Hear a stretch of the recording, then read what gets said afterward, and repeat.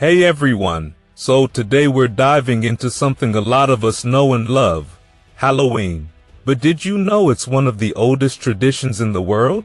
It's fascinating because Halloween taps into something deep in human nature, our curiosity about life, death, and what might lie beyond. Over thousands of years, people across different cultures have celebrated in their own way, all focused on that mysterious line between the living and the dead. Now, Halloween as we know it, especially in places like the United States and Canada, actually has its roots in an ancient Celtic festival called Samhain. This marked the end of summer and the start of winter, a time of transition, both in nature and spiritually. The Celts believed that at this point in the year, the veil separating our world from the spirit world was at its thinnest, allowing the dead to walk among the living. It wasn't just about honoring the deceased, it was a chance for them to say goodbye or even resolve unfinished business with the living. Now, Samhain had its own unique traditions, but the details are a bit sketchy because, over time, the church rebranded many pagan rituals. The early Christians kept elements of Samhain alive by turning it into a holiday with a new Christian meaning, kind of like repackaging it for the time. By the 9th century, they'd set it up as a precursor to All Saints' Day on November 1st, and thus All Hallows' Eve, which we now know as Halloween, became a way for this ancient Celtic holiday to live on in new form. Back in the Celtic days, they'd prepare for the winter months by gathering food and supplies, and they held big community gatherings with feasts, bonfires, and even games. The bonfires, or bonefires, were originally used for disposing of the remains of animals they'd slaughtered for food, and these gatherings weren't just about fun, they had a spooky side too. During Samhain, spirits could be both friendly and frightening. Departed loved ones were welcomed, but other spirits, like mischievous fairies or darker forces, could show up as well. People darkened their faces with ash, a practice that eventually evolved into wearing masks, to trick or hide from the spirits they didn't want to meet. There's also an interesting bit about the Hill of Tlactga in Ireland. Long ago, it was where the Celtic fires were lit to signal the start of Samhain. This site is named after Tlactga, a druidess in Celtic legend, and it holds a lot of history tied to these old rituals. And while some elements of her story were likely adapted to fit Christian narratives, it's a clear reminder of how these ancient practices were carried forward, transformed, and given new life. So, as much as Halloween seems like a modern holiday with costumes and candy, it's really a blend of ancient beliefs and cultural changes over time. Each tradition has a deeper meaning, and what we celebrate now is part of a journey that began thousands of years ago with the Celts and their powerful festival of Samhain. And now we're exploring how other influences shaped its transformation, especially once Christianity started to impact the traditional festival of Samhain. When the Christian observances were introduced, Samhain's original essence, a celebration honoring the changing of seasons and those who had passed on, began to shift. Rather than a lively gathering to honor the cycle of life and death, the night of October 31st was now focused on prayer and fasting in preparation for All Saints' Day, a time to honor the saints. Bonfires were still lit, but now they celebrated Christian heroes rather than spirits or deities, and the rituals emphasized a different kind of remembrance.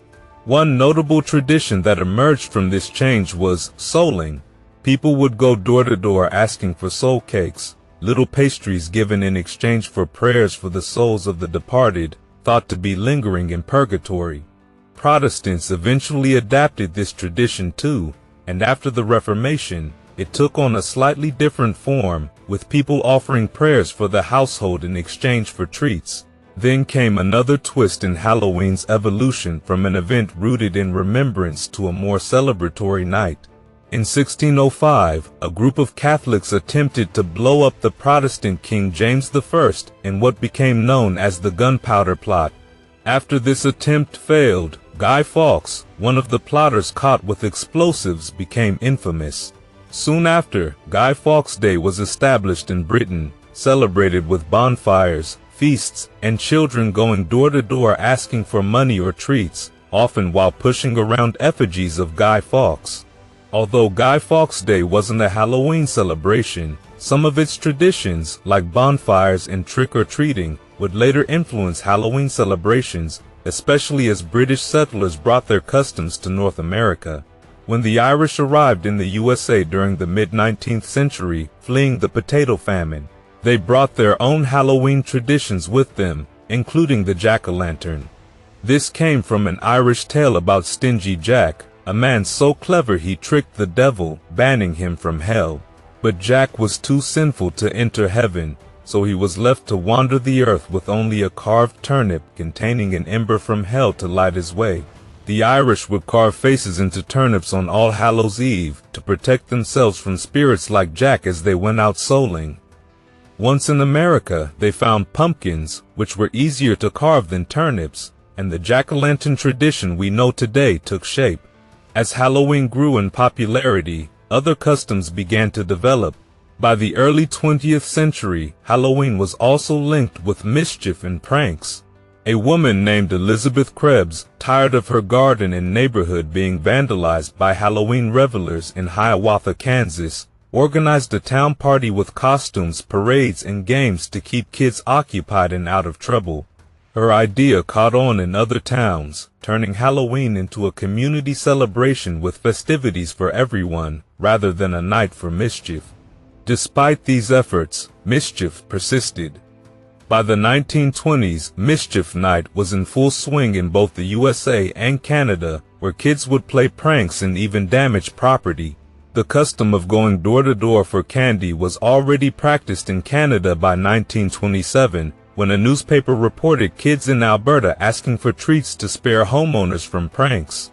This tradition, known as trick-or-treating, spread quickly, becoming a staple by the 1930s. Although interrupted by sugar rationing during World War II, trick-or-treating re-emerged in the late 1940s and became a core Halloween activity by the 1950s. Today, Halloween is mostly seen as a secular event, especially in the USA, celebrated with costumes, decorations, and plenty of candy. But for many neo-pagans and Wiccans, it still carries the ancient themes of Samhain. The essence of Halloween is rooted in transformation, from the transition of seasons to the changing of the self.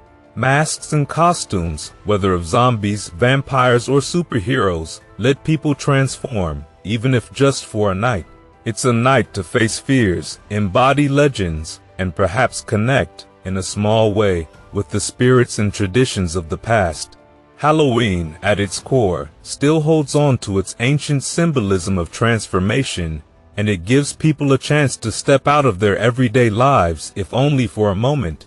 It's a tradition that's evolved over centuries but remains connected to the basic human themes of change, celebration, and facing the unknown.